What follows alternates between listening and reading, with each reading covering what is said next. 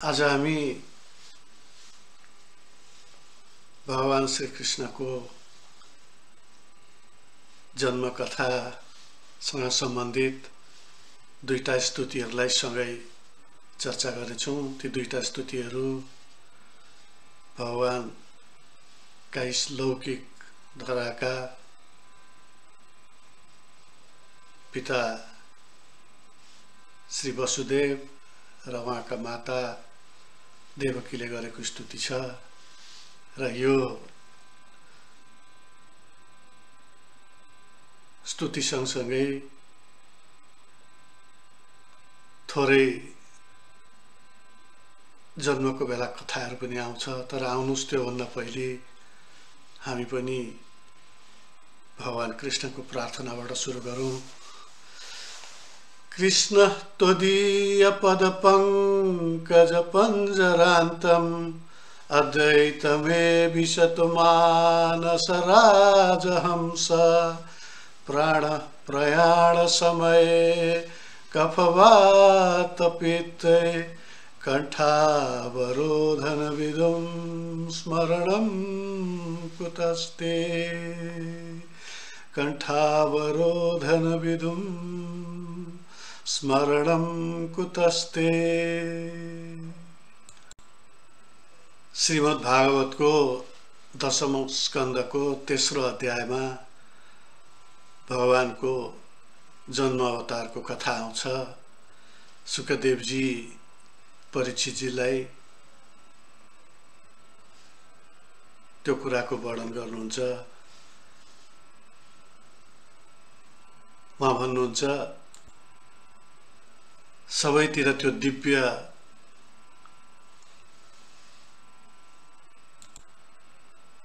लक्षणहरू देखा पर्न थाले। रोहिणीजी आकाशमा देखिन थाल्नुहुन्छ। सूर्य चन्द्र र अरू ताराहरू बडा शान्तिपूर्ण तरिकाले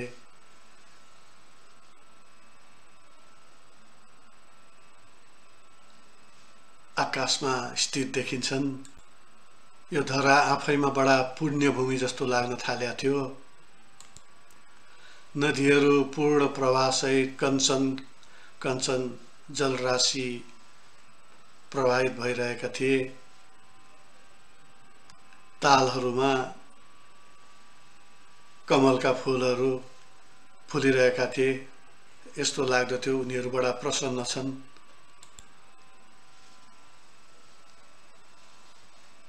सबै वृक्षहरू फूलै फूल भए जस्तो लाग्छ। बडा हाम्रा नेत्रहरूको लागि आनन्ददायक जस्तो लाग्ने फूलै फूल फुलेको अवस्था देखिन्छ। कोइली र मौरीहरूको ध्वनि देवताहरूलाई गाइएका स्तुतिको जस्तै सुनिरहे। मृदु हावाहरू जताततै चलिरहेका थिए। उनीहरूको मधुर स्पर्शले मानिसलाई आनन्द तुल्याउँदथ्यो। त्यसमाथि ती फूलहरूका वासनाहरू पनि ती हावा सँगसँगै प्रवाहित हुन्थे। ब्राह्मणहरूले वेद अनुसार अग्नि प्रज्वलन गर्न थालिसकेका थिए। हावाको वेगलाई ध्यान नदिकन ती प्रज्वलित अग्निहरू अविरल प्रज्वलित भइरहेका थिए। भगवानको अवतरण हुने बेलामा सन्तहरू बडा शान्तिको अनुभव गरिरहेका थिए। त्यतिखेर त्यो कंसको जुन अत्याचार थियो त्यसलाई पनि उनीहरू बिर्सिरहेका थिए। कतै आकाशबाट दुन्दुभी बजिरहेको जस्तो लाग्दथ्यो। त्यो बजिरहेको थियो। किन्नर र गन्धर्वहरू गाउन थालिरहेका थिए। उनीहरूका दिव्य गीतहरू जताततै प्रतिध्वनित भइरहेका थिए। देवताहरू र सन्तजनहरू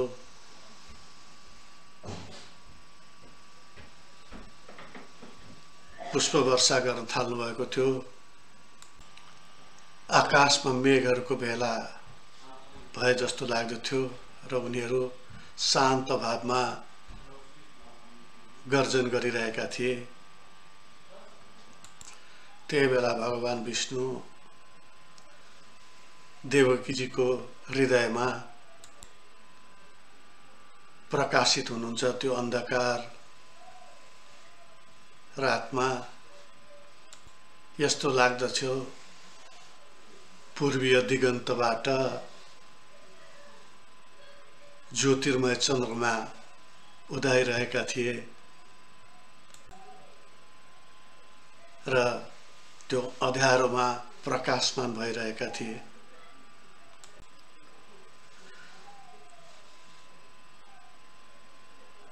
वसुदेवजीले त्यो बालकलाई देख्नुभयो जसका आँखा कमल समान थिए, जो चतुर्भुज स्वरूपमा हुनुहुन्थ्यो र शङ्ख चक्र गदा पद्म धारण गर्नुभएको थियो। उहाँको वक्षस्थलमा छातीमा श्रीवत्स चिन्ह अंकित थियो र उहाँको कण्ठमा कौस्तुभमणि झुन्डिएको थियो। पहेँलो वस्त्र लगाउनु भएको उहाँ श्याम वर्णको देखिनुहुन्थ्यो। उहाँको फैलिएको केश पूर्ण जस्तो लाग्दथ्यो, पुरै हुर्किएका कपाल जस्तो लाग्दथ्यो र उहाँका किरीट र कुण्डल चम्किरहेका थिए र उहाँको शरीरभरि अरू विविध अलङ्कारहरू थिए। वसुदेवजीले यो देखेपछि बडा विस्मित भावमा हेर्नुहुन्छ त्यो चतुर्भुज स्वरूपको बालकलाई र उहाँलाई थाहा भयो भगवान स्वरूप मैले देखेँ, उहाँ स्वयं परमात्मा यहाँ प्रकट हुनुभएको छ भन्ने उहाँले ठान्नुभयो र उहाँ भित्र एक किसिमको निर्भयता आयो, उहाँलाई डर लाग्न छोड्यो र उहाँ आफ्ना दुवै हात जोडेर निहुरिएर भगवानलाई प्रार्थना गर्न थाल्नुभयो। त्यही प्रार्थना हामी यहाँ चर्चा गर्दैछौँ। हाम्रा वैकुण्ठवासी पिताश्रीलाई उहाँको भावमय उपस्थितिमा यो स्तुति सुनाइरहँदा र यहाँहरू जो भगवत अनुरागी हुनुहुन्छ यहाँ समक्ष यसलाई प्रस्तुत गरिरहँदा म पनि भगवान कृष्णलाई उहाँको धराधाममा आएको अवसरमा, त्यो कथाको प्रारम्भ भएको अवसरमा फेरि पनि एकचोटि नमस्कार गर्दछु। यो वसुदेवजीको यो स्तुति सकेपछि त्यसै अध्यायमा देवकीजीको पनि स्तुति आउँछ। दुवै स्तुतिहरू त्यति लामा छैनन्, त्यसैले दुवै स्तुतिलाई सँगसँगै यहाँ आज चर्चा गरिँदैछ र पहिले हामी वसुदेवजीको स्तुतिबाट आजको यो चर्चाको प्रारम्भ गर्दछौँ।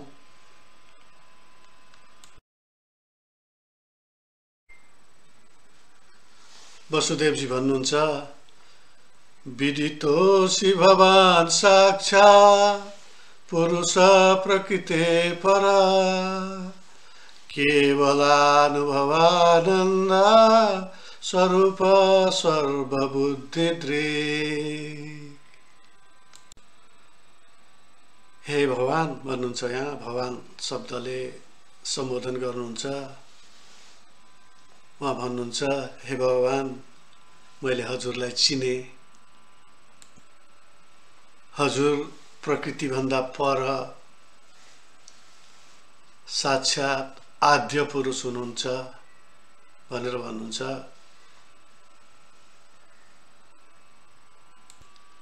हजुर मात्र आनन्द र अनुभव स्वरूप हुनुहुन्छ। सबै प्राणीको बुद्धिको साक्षी पनि हुनुहुन्छ र अन्तर्यामी स्वरूप हुनुहुन्छ भनेर भन्नुहुन्छ। यही नै त्यो वसुदेवजीको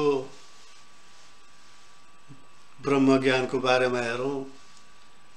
स्वयं चतुर्भुज स्वरूपमा आफ्नो पुत्रलाई उहाँले देखेपछि त्यो भविष्यवाणीको पनि उहाँलाई थाहा थियो, जसको कारण उहाँलाई थाहा थियो भगवान उहाँको पुत्रको रूपमा अवतरित हुनुहुन्छ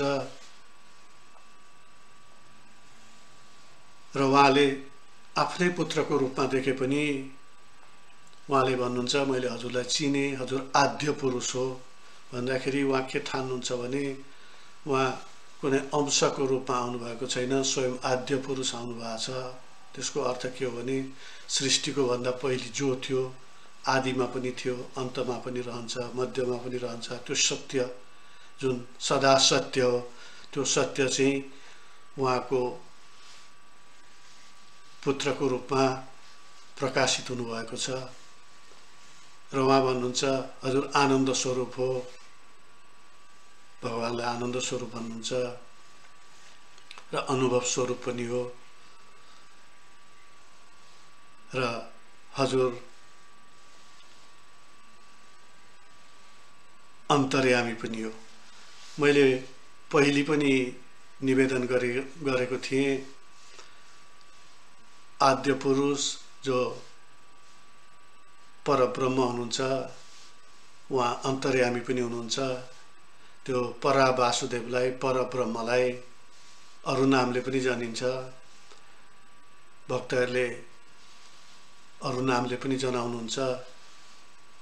उहाँको अन्तर्यामी स्वरूप भएको कारणले पनि उहाँलाई वासुदेव भनिन्छ भनेर भनिएको थियो। यहाँ बडा मधुर संयोग छ।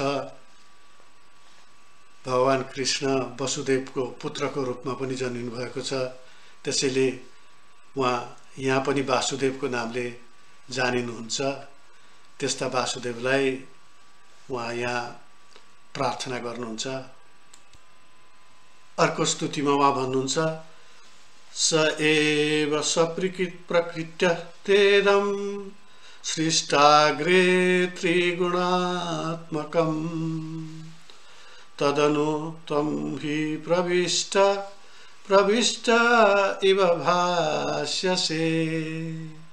अब त्यो भगवानको त्यो आद्य स्वरूपको थोरै उहाँ चर्चा गर्न थाल्नुहुन्छ र भन्नुहुन्छ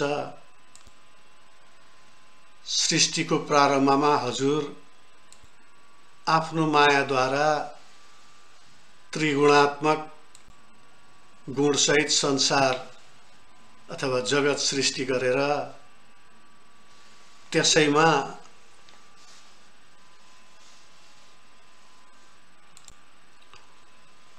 प्रविष्ट नभए पनि प्रविष्ट भए जस्तो देखिनुहुन्छ भनेर प्रार्थना गर्नुहुन्छ।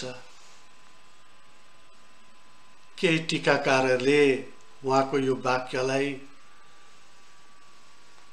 वेदजनित वाक्य पनि भनेर भन्नुहुन्छ। वेदमा एउटा वाक्य छ तत्सृष्ट्वा तदेवानुप्राविशत्, हजुरले सृष्टि गरेको ठाउँमा त्यही हजुर प्रवेश गर्नुहुन्छ भन्ने जुन वेद वाक्य छ त्योसँग मिल्दो जुल्दो छ भन्ने भाव केही टीकाकारहरूको छ। उहाँ त्यही हिसाबले गर्नुहुन्छ यहाँ प्रार्थना। तर स्मरण रहोस्, यहाँ उहाँ आफ्नो एउटा नयाँ तर्क बनाउँदै हुनुहुन्छ। उहाँ के भन्नुहुन्छ भने हजुर त्यो जगतमा प्रविष्ट भए जस्तो गर्नुहुन्छ तर प्रविष्ट हुनुहुन्न भन्दाखेरि हजुर अहिले जहाँ प्रवेश गरेको देखिनुहुन्छ त्यहाँ भए जस्तो मात्रै हो, त्यो होइन भन्ने अर्थमा आउँछ। पछाडि अझ प्रश्नसँग भन्नुहुन्छ, तर उहाँ के भन्न खोज्दै हुनुहुन्छ भने हजुर देवकीको गर्भमा हाम्रो पुत्रको रूपमा आएको जस्तो देखिनु भएको मात्रै हो, हजुर त्यो साँच्चीकै त त्यस्तो भएको होइन, हजुर त्यसरी आउनु भएको होइन, यो हजुरको लीला हो भन्ने भावमा उहाँ यो भन्न थाल्नुहुन्छ। र यसलाई उहाँले प्रस्ट्याउँदै अर्को स्तुतिमा उहाँले उदाहरण दिनुहुन्छ। क्रमशः 3 वटा श्लोकमा उहाँ त्यो आफ्नो तर्कलाई प्रस्तुत गर्दै भन्नुहुन्छ। त्यो अर्को श्लोकमा उहाँ भन्नुहुन्छ यथे मे विकृता भावास्तथा ते विकृतैः सह नाना वीर्या पृथग्भूता विराजं जनयन्ति सन्निपत्य समुत्पाद्य दृश्यन्ते अनुगता इव प्रागेव विद्यमानत्वा नन्न तेषाम्यसम्भव। फेरि भन्नुहुन्छ उहाँ एवा भवान् वृद्ध्यमनुमेय लक्षणो ग्राहैर्गुणैः सन्नपि तद्गुणाग्रह अनावृतत्वाद् बहिरन्तरन्ते सर्वस्य सर्वात्मना आत्मवस्तुना। 3 वटा श्लोक सँगसँगै भए हुनाले मैले एउटै भाव प्रभावित भएको हुनाले मैले सँगसँगै यहाँ निवेदन गरेँ। उहाँ भन्नुहुन्छ प्रलय कालको कुरा गर्दै उहाँ भन्नुहुन्छ प्रलय कालमा जब जगत विखण्डित हुन्छ, सृष्टिकालको देवताहरूको स्तुतिमा आएको थियो, महत्त्वहरूको कुरा आएको थियो, त्यो अलिक अप्ठ्यारो विषय छ। तर सारमा उहाँ के भन्नुहुन्छ भने जब प्रलय कालमा सबै पृथ्वीका तत्त्वहरू फेरि गएर तपाईमा नै निहित हुन्छन्, विज्ञान आधुनिक विज्ञानको आँखाले हेर्नु हो भने पदार्थहरू विनष्ट हुँदैनन्, अर्को रूपमा जान्छन् भने जस्तै ती जति पदार्थहरू छन् त्यो हजुरमा नै गएर स्थित हुन्छन्। त्यसपछि ती तत्त्वहरू छुट्टिएपछि जगतको निर्माण हुन्छ फेरि, र त्यसपछि हजुर जगतमा प्रवेश गरे जस्तो देखिनुहुन्छ तर प्रवेश त गरेको हुनुहुन्न नि भन्नुहुन्छ। त्यो सृष्टि सम्बन्धी जुन शास्त्रीय व्याख्या छ उहाँ त्यसैलाई यहाँ अगाडि ल्याउनुहुन्छ। त्यस्तै प्रकारले हजुरको उपस्थितिको कारणले हाम्रा इन्द्रियहरूले हजुरको अनुभूत त गर्छन्, त्यो हजुरको उपस्थितिको कारणले मात्रै हुन्छ। हजुर नहुने हो भने इन्द्रियहरूले त्यो अनुभूत गर्न सक्दैनन्, अथवा बुद्धिद्वारा पनि त्यसको अनुभव गर्न सकिँदैन। हजुर प्रवेश गर्ने भन्ने कुरो कसरी आउँछ, हजुर भित्र र बाहिर भन्ने हजुरको हुँदैन। त्यसैले हजुर देवकीको गर्भमा प्रवेश गर्नुभएको होइन भन्नुहुन्छ यहाँ। त्यसकारणले उहाँ त्यो सृष्टिको कालको जुन महत्त्व आदिको उदाहरण दिँदै उहाँ भन्नुहुन्छ त्यसकारणले हजुर देवकीको गर्भमा प्रवेश गर्नुभएको हुँदै होइन, यो त लीला मात्रै हो भन्ने अर्थमा उहाँ भन्नुहुन्छ। म फेरि निवेदन गरौँ, अरू केही टीकाकारहरूले प्रवेश भएको जस्तो देखिएको मात्रै हो उहाँ भन्नुहुन्छ। यहाँ कुन अर्थले यो व्याख्या आइरहेको छ भने भगवान मूल स्वरूपमा अजन्मा हुनुहुन्छ, उहाँ अयोनिज हुनुहुन्छ भन्ने अर्थमा यी व्याख्याहरू आइरहेछन्। उहाँले त्यो प्रवेश गरेको, उहाँको गर्भबाट आउनुभएको भन्ने सत्य होइन भन्ने खालको टीकाकारहरूको भनाइ छ। र वसुदेवजी पनि यहाँ त्यही कुरा भनिरहनु भएको छ।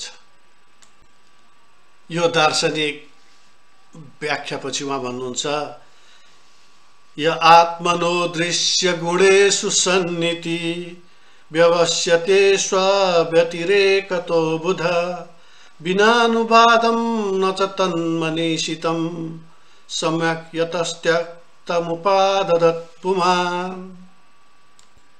त्यसपछि उहाँ अलिकति भगवानको त्यो गुणानुवाद गर्ने क्रममा आत्माको चर्चामा लानुहुन्छ। त्यही प्रसङ्गलाई जोड्दै उहाँ भन्नुहुन्छ, जसले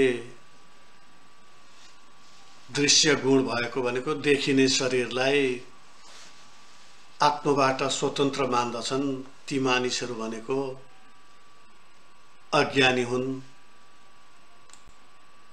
अविद्वान हुन् भन्नुहुन्छ।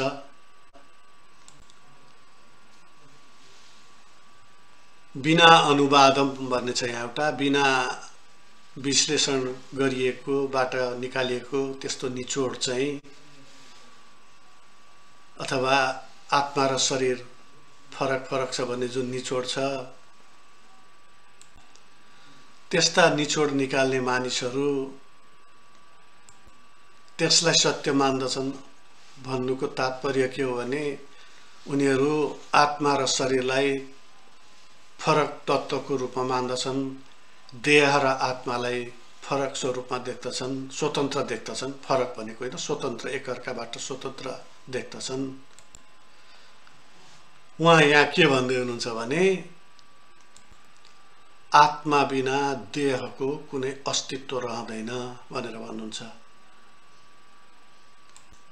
त्यसपछि उहाँ भन्नुहुन्छ, ततोस्य जन्म स्थिति संयमान विभो वदन्त्यनिहाद गुणाद् विक्रियता तदीयस्वरे ब्रह्मणिनो विरुध्यते तदाश्रयत्वादु पचर्यते गुणे। उहाँ भन्नुहुन्छ, हे भगवान, वेद विज्ञहरू भन्दछन् संसारको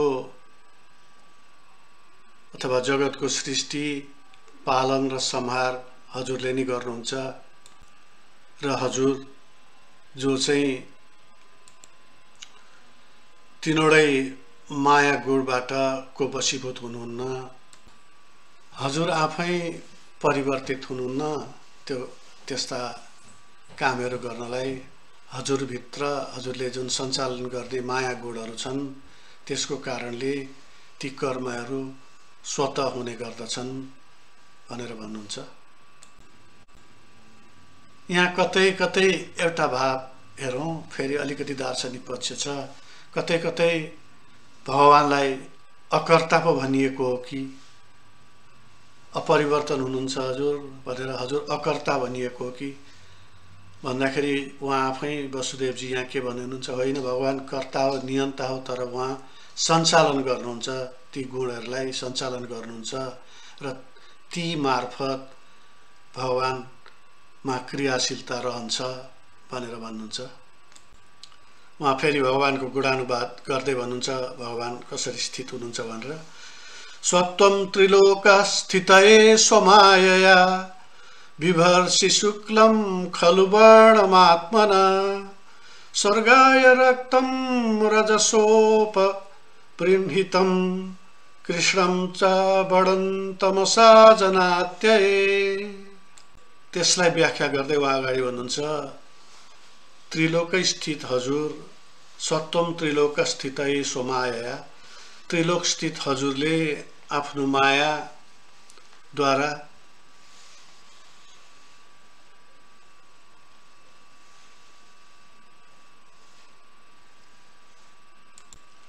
कर्म गर्न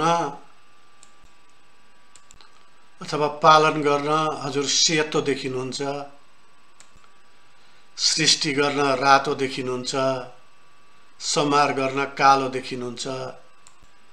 त्यसको अर्थ उहाँ स्वतगुण सहित भगवानको विष्णु स्वरूपलाई, रजगुण सहित भगवानको ब्रह्मा स्वरूपलाई र तमोगुण सहित भगवानको शिव स्वरूपलाई यहाँ इंगित गर्दै हुनुहुन्छ।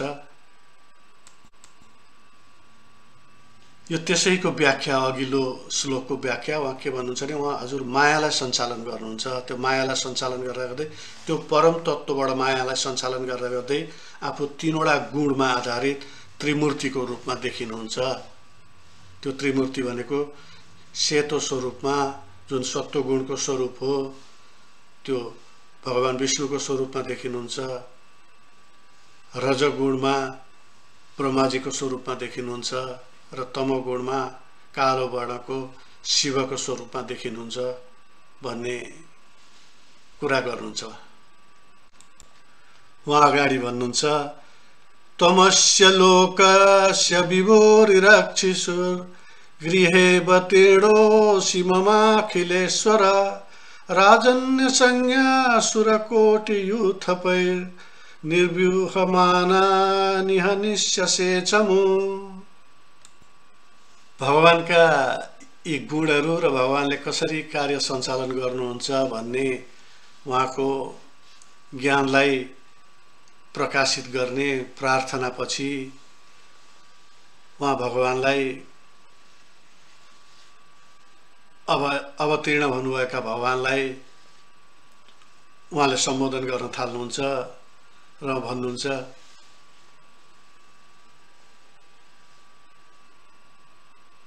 सबै सृष्टिका मालिक तपाईं सुरेश्वर भन्नुहुन्छ। यहाँ त्यो शब्द छ। तपाईं अहिले हाम्रो घरमा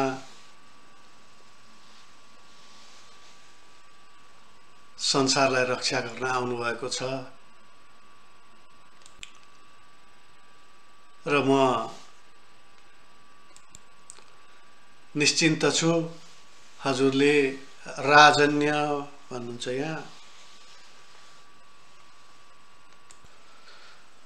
हजुरले क्षत्रिय जस्तै देखिने असुर प्रकृति भएका मानिसहरूका सेनाहरू यत्रतत्र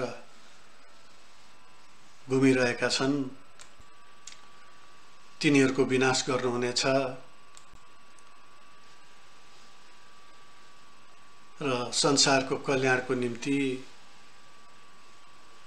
तिनीहरू मारिनु पनि पर्दछ भनेर भन्नुहुन्छ। अब बिस्तारै अहिलेको अवतारको प्रयोजनलाई गर्दै उहाँ भन्नुहुन्छ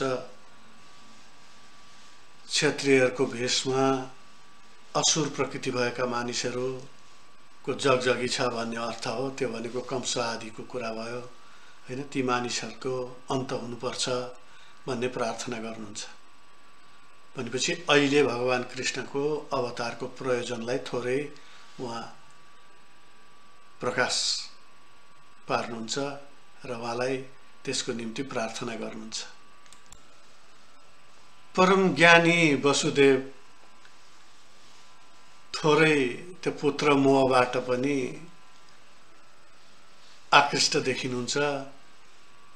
उहाँ यति ज्ञानी हुन्छ भगवानका ती सबै स्वरूपहरूलाई उहाँले जान्नुहुन्छ। भगवानको कर्म कसरी सम्पन्न हुन्छ त्यो पनि जान्नुहुन्छ। उहाँले प्रार्थना भन्नुभयो। तर पनि उहाँ के भन्नुहुन्छ यसपछि भने हजुर यहाँ जन्मिएको थाहा पायो भने कंस आइपुग्छ यो झ्यालखानाभित्र। उसका सेनाहरू सहित आएर उसले हजुरलाई मार्ने कोसिस गर्दछ। किनभने उसले त्यो आकाशवाणी सुनेको छ जसले भनेको थियो देवकीको गर्भको 8औं सन्तानले हे कंस तेरो अन्त गर्नेछ भनेर भनेको थियो। त्यसैले त्यो जुन भविष्यवाणी थियो त्यो भविष्यवाणी सुनेर ऊ आउनेछ र हजुरलाई मार्ने कोसिस गर्नेछ भनेर भन्नुहुन्छ। यहाँ थोरै उहाँको त्यो भाव छ। कतै आएर फेरि भगवान त्यो स्वरूपमै भए पनि उसको सेनामेना सहित आएर कतै आफ्नो पुत्रको हत्या पो गर्ने हो कि भन्ने डर कता कता उहाँको त्यो हृदयमा आएको देखिन्छ। त्यो वात्सल्यताको मधुर भाव र अथवा त्यो सम्मोहन मायाको मधुर भाव र उहाँको जुन आत्मज्ञानको बीचमा थोरै यहाँनिर त्यो अन्तर्विरोध देखिन्छ र त्यो यहाँ झल्किन्छ पनि। त्यो आफैमा मधुर पनि छ, किनभने उहाँ ठान्नुहुन्छ अब पुत्र रूपमा हुनुहुन्छ, त्यसैले आएर जेलखानाभित्र मारी पो हाल्ने हो कि भन्ने त्यो खालको भाव छ। तर उहाँ सोझै त्यो भन्नुहुन्न, उहाँ आउँछ मात्रै भनेर उहाँ रोकिनुहुन्छ र आफ्नो प्रार्थना यही नै टुङ्ग्याउनुहुन्छ। त्यसपछि देवकीजीको प्रार्थना आउँछ। उहाँले पनि त्यो बालक देख्नुहुन्छ र प्रार्थना गर्न थाल्नुहुन्छ।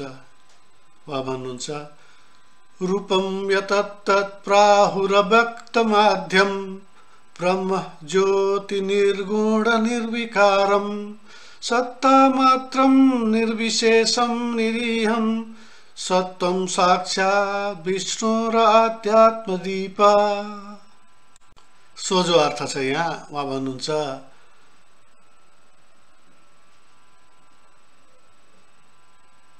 हजुर अव्यक्त हुनुहुन्छ, अद्वितीय हुनुहुन्छ। उहाँ पनि यहाँ आद्यम भन्नुहुन्छ,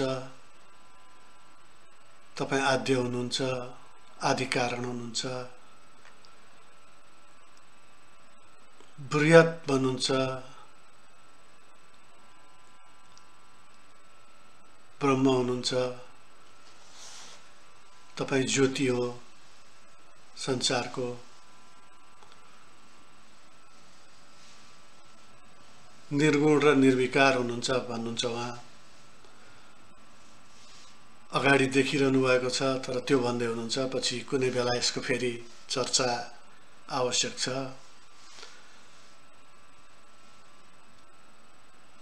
अनि उहाँले गजराजजीले भने जस्तै हजुर निर्विशेष हुनुहुन्छ भनेको, त्यहाँ निर्विशेषको उहाँले प्रार्थना गर्दाखेरि सम्झ्यौँ उहाँको एउटा विचित्रको भाव मैले भनेको थिएँ।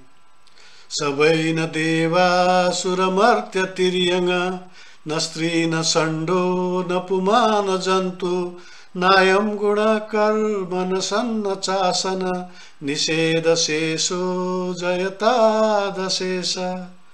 त्यो मैले त्यतिखेर पनि भनेको थिएँ, त्यो निर्विशेष स्वरूप भनेर। त्यसको अर्थ उहाँले तपाईँ त्यो पनि होइन, त्यो पनि होइन, त्यो पनि होइन, अथवा तपाईँ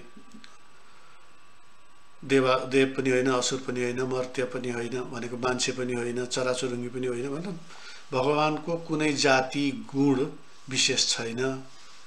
त्यो जाति विशेषको हुनुहुन्न, यो गुण विशेषको हुनुहुन्छ भन्ने होइन। त्यसलाई निर्विशेष स्वरूप भनिन्छ भगवानको, त्यो होइन भन्नुहुन्छ।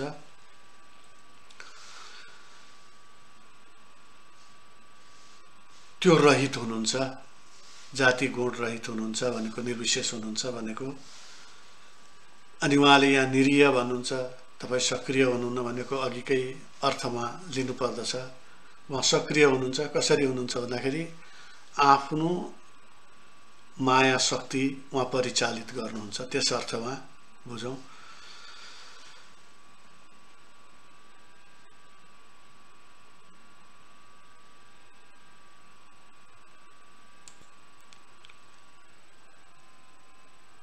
र यो जुन हजुरको देह छ, सत्वम साक्षात् विष्णु र आध्यात्म दीपम भन्नुहुन्छ। हजुर साक्षात् भगवान विष्णु हो भनेर उहाँ प्रार्थना गर्नुहुन्छ। म यहाँ आजै निवेदन गरौँ,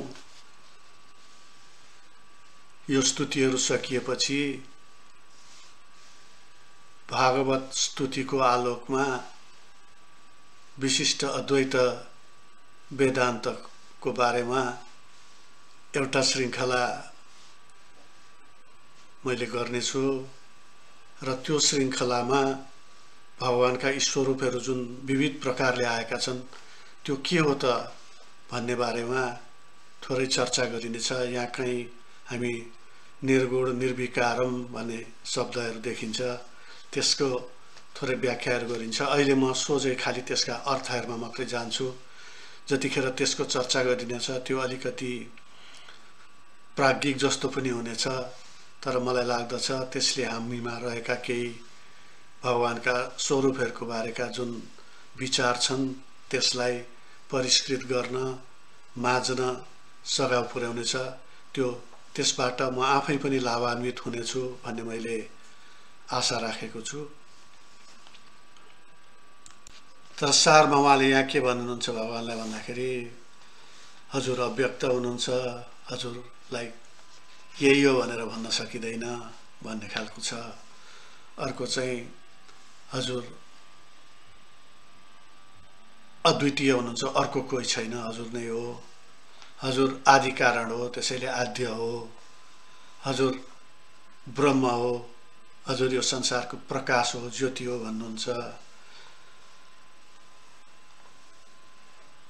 उहाँलाई सत्ता मात्रम भन्नुहुन्छ यहाँ, हजुर चाहिँ त्यो आदि तत्त्व हो भन्ने अर्थमा। अनि निर्विशेष मैले अघि भनिहालेँ, हजुर जाति गुण आदिबाट रहित हुनुहुन्छ भन्ने अर्थ लाग्दछ।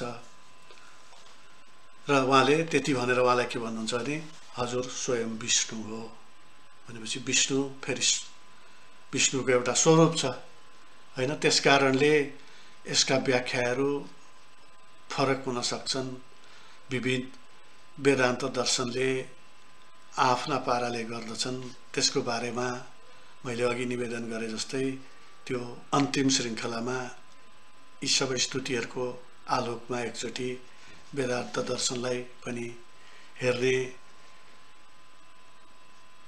इच्छा जागृत भएको छ अहिले। त्यसलाई भगवत कृपा भयो भने त्यसलाई पनि पूर्ण गरिनेछ भन्ने आशामा छु म। उहाँ पनि ब्रह्मको स्वरूपहरूको कुरा गर्दै जानुहुन्छ। अलिकति त्यति खासै फरक नभए पनि उस्तै उस्तै प्रकारको छ उहाँको र वसुदेवजीको, तर अलिकति फरक पनि छ। उहाँ भन्नुहुन्छ नष्टे लोके द्विपरार्धवसाने महाभूते स्वादिभूतं गतेषु व्यक्ते अव्यक्तं कालवेगेन याते भवादेकः शिष्यते अशेषज्ञ।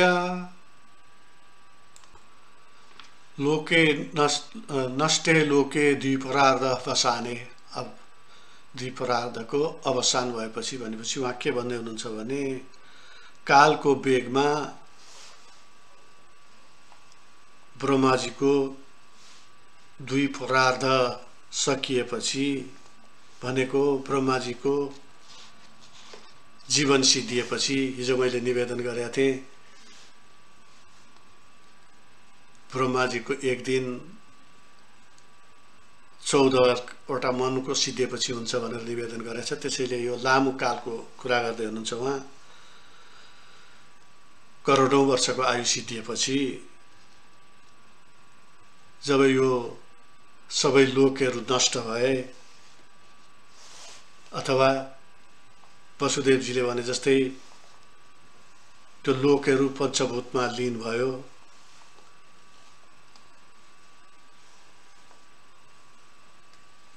त्यसको अर्थ के हो भने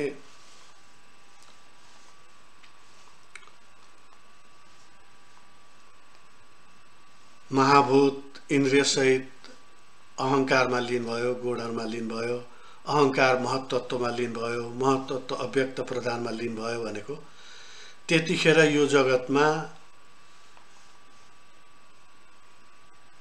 जगत ममा लीन भयो, अब मैले अर्को सृष्टि गर्नुपर्छ भन्ने सबै ज्ञान राख्ने हजुर मात्र हुनुहुन्थ्यो र बाँकी शेष हजुर मात्र हुनुहुन्थ्यो भन्ने कुरा गर्नुहुन्छ। त्यो उसको अर्थ के हो भने वसुदेवजीले अघि अर्कै तर्क एउटा प्रस्तुत गर्नलाई उहाँले त्यो सृष्टिकालको कुरा गर्नुभयो। त्यो यहाँ अर्कै अर्थमा भन्नुहुन्छ भगवान एकमात्र रहनु भएको थियो भन्ने अर्थमा। जब ब्रह्माजीको काल सिद्धिन्छ त्यसपछि प्रलय आउँछ, प्रलय भएपछि सबै तत्त्वहरू भगवानमा विलीन हुन्छन्। त्यो विलीन भइसकेपछि फेरि मैले अब फेरि सृष्टि गर्नुपर्छ भनेर त्यो ज्ञान हजुरमा मात्र थियो हैन। त्यस्तो ज्ञान राख्नुहुने हजुर मात्र त एकजना शेष हुनुहुन्थ्यो। त्यो भनेपछि केही नहुँदाखेरि पनि हजुर मात्र हुनुहुन्थ्यो भन्ने आशयमा उहाँ प्रार्थना गर्नुहुन्छ। उहाँ भन्नुहुन्छ हजुर मात्र त शेष हुनुहुन्थ्यो भन्नुहुन्छ। र सोझो अर्थ पनि के हो भने त्यसकारण हजुरको नाम शेष हो। शेष भन्ने नाम हजुरको त्यसकारण भएको हो भन्नुहुन्छ उहाँ। मैले सुरुमै निवेदन गरेको थिएँ भक्तहरूले आफ्नो गति र मति अनुसार भगवानको स्वरूप भगवानको गुणानुवाद गर्नुहुन्छ र यहाँ वसुदेवजीले र देवकीजीले पनि त्यही गर्दै हुनुहुन्छ। आफ्नो गति र मतिको आधारमा आफ्नो ज्ञानको आधारमा भगवानको त्यो गुणानुवादहरू गर्नुहुन्छ र त्यसैले हामी केही देखिरहेका छौँ। पहिलेका स्तुतिहरूमा नआएका चिजहरू यहाँ आइरहेका छन्। भगवानका स्वरूपलाई उहाँहरूले आफ्नो किसिमले भन्दै हुनुहुन्छ। जस्तै यहाँ नै देवकीजीले बडा विचित्रको कुरा गर्नुभयो। तपाईँ विष्णु हो भन्नुहुन्छ जो साकार हुनुहुन्छ अनि फेरि निर्विकार पनि भन्नुभएको छ। उहाँ भन्नुहुन्छ फेरि मर्त्योर्मृत्यु व्यालभीत पलायन लोकान् सर्वान् निर्भयं नाद्य गच्छत् त्वत्पादाम्बज प्राप्य यदृच्छ याद्य सुस्तस्येते मृत्युरस्मादपेति। उहाँ भगवान चाहिँ सबैको एउटा निर्भय स्थल हो भन्ने भावसहित यहाँ प्रार्थना गर्नुहुन्छ र भन्नुहुन्छ। सोझो अर्थ छ यसमा। उहाँ भन्नुहुन्छ मर्त्यो भनेको मरणशील मान्छेहरू मृत्यु रूपी सर्पको डरले सम्पूर्ण लोकमा यत्र तत्र भाग्छन् तर त्यो निर्भय स्थल कहीँ पनि पाइएन। हे आदि पुरुष आद्य भन्नुहुन्छ यहाँ फेरि। हजुरको अनुग्रहले हजुरको छेउमा पुगेर हजुरको चरण कमल छेउमा त्यस्ता डराएका मान्छेहरू आनन्दले सुत्छन् भन्नुहुन्छ। यहाँ अर्कै खालको भाव आयो भक्तिको। भगवान करुणावत्सल हुनुहुन्छ। भगवानका कल्याणमय गुण छन् थुप्रै र मानिसहरू ती भयभीत मानिसहरू भयभीत जीवहरू जब संसारमा यत्र तत्र डुलिरहेका हुन्छन् डरमा हुन्छन् तर भगवानको शरण लियो भने भगवानका युगल चरण कमलमा आश्रय लियो भने त्यस्ता मानिसहरूको डर भाग्दछन् भन्ने भावमा उहाँ यहाँ प्रार्थना गरिरहनु भएको छ। फेरि वसुदेवजीले गरे जस्तै देवकीजी पनि भगवानको अब आउने कार्यको बारेमा प्रार्थना गर्न थाल्नुहुन्छ। किनभने भगवान त्यहाँ आविर्भूत हुनुभएको छ। उहाँले अघि डरसँग जोड्नु भएको छ। उहाँहरू डरमा बाँच्नु भएको छ। त्यस अर्थले उहाँ भगवानलाई प्रार्थना गर्दै भन्नुहुन्छ। उहाँ भन्नुहुन्छ अब कंसलाई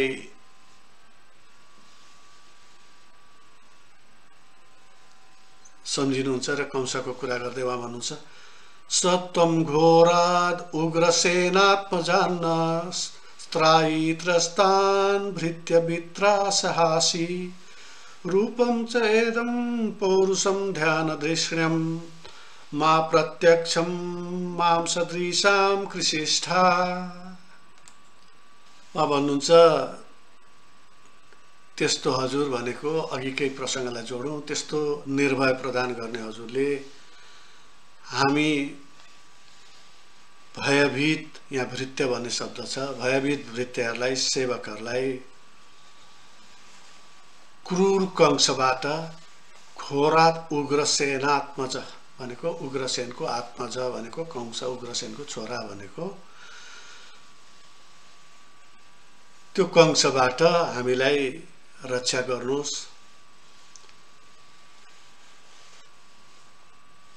तर फेरि भन्नुहुन्छ पहिले अघि भने त्यो वात्सल्य स्वरूपको कुरा, तर हजुरको जुन रूप छ अहिले मैले जुन चतुर्भुज स्वरूप देखिरहेको छु त्यो स्वरूपलाई चाहिँ मासदृश्याम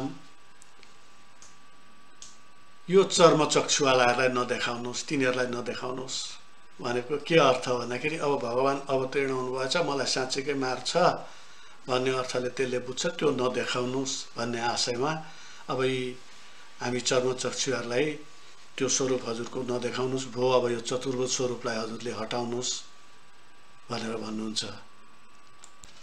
त्यसपछि उहाँ भन्नुहुन्छ जन्म ते मय्यसो पापो मा विद्यान मधुसूदन समुद्विजे भवद्वेषो कंसात् अहम धीरधी। भन्नुहुन्छ हे मधुसूदन भन्नुहुन्छ। यहाँ मधुसूदन भनेको सत्ययुगकै कथा हो। जतिखेर भगवानले मधुकैटभ भन्ने